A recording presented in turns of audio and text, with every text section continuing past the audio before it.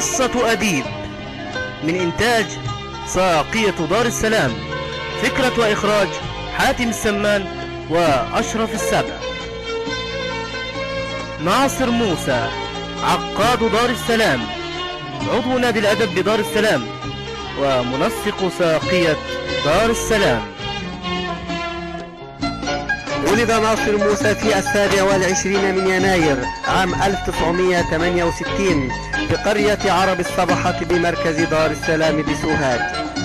عمل مراسلا صحفيا وحصل على عضو اتحاد كتاب مصر، كما عمل مديرا لتحرير سلسلة الفرسان الأدبية ورئيس تحرير سلسلة العروبة الأدبية، كما عمل رئيسا لمجلس إدارة مجلة الحرية. حصل على عضوية مجلس إدارة نادي الأدب بأخميم، ثم على عضوية نادي الأدب المركزي بفرع ثقافة سوهاج، وهو واحد من رواد الحركة الأدبية بدار السلام ومقرر الأسرة الثقافية بمركز شباب عرب الصبحة.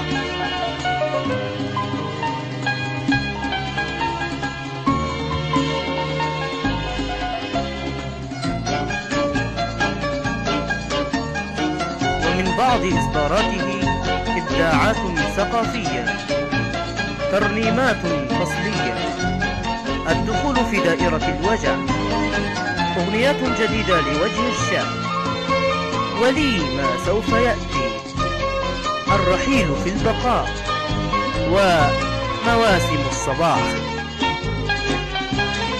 الحوارات الإذاعية والتلفزيونية للشاعر، برنامج إيقاعات جنوبية بإذاعة جنوب الصعيد، برنامج سهرة ثقافية بإذاعة جنوب الصعيد، برنامج المجلة الثقافية بإذاعة جنوب الصعيد، شعراء من بلدنا إذاعة جنوب الصعيد، دوري قاف 8 بالقناة 8، الملتقى الثقافي بالقناة 8، إبداعات جنوبية بالقناة 8، الملتقى الثقافي بالقناة 7، ونبض الصعيد بقناة دريم.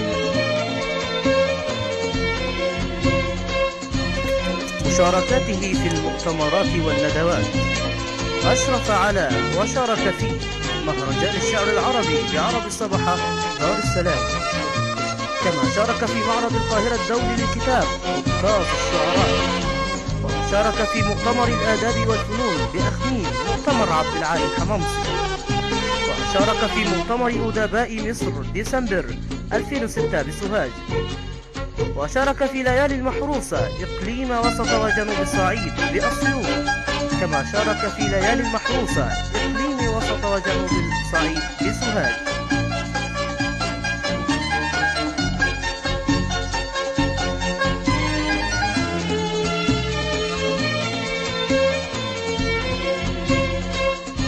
نشرت أعماله في المجلات والجرائد التالية: مجلة الشعر، مجلة إبداع، مجلة أدب ونقد، أخبار الأدب، حرية حواء، الأهرام العربي، الجمهورية، الأهرام، الحياة الدولية، الهدف الكويتية، الحياة المصرية، إشراقات، أخبار سوهاج، صوت سوهاج، سوهاج اليوم، أقلام شباب الصعيد، وأخبار الصعيد.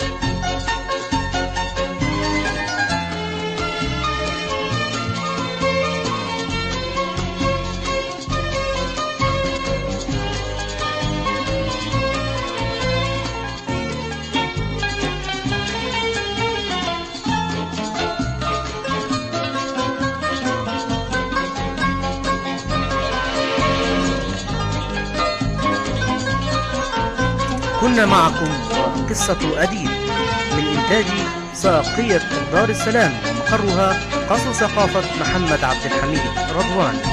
انتظرونا وحلقات مقبلة وقصة أديب، مع تحيات أسرة ساقية دار السلام.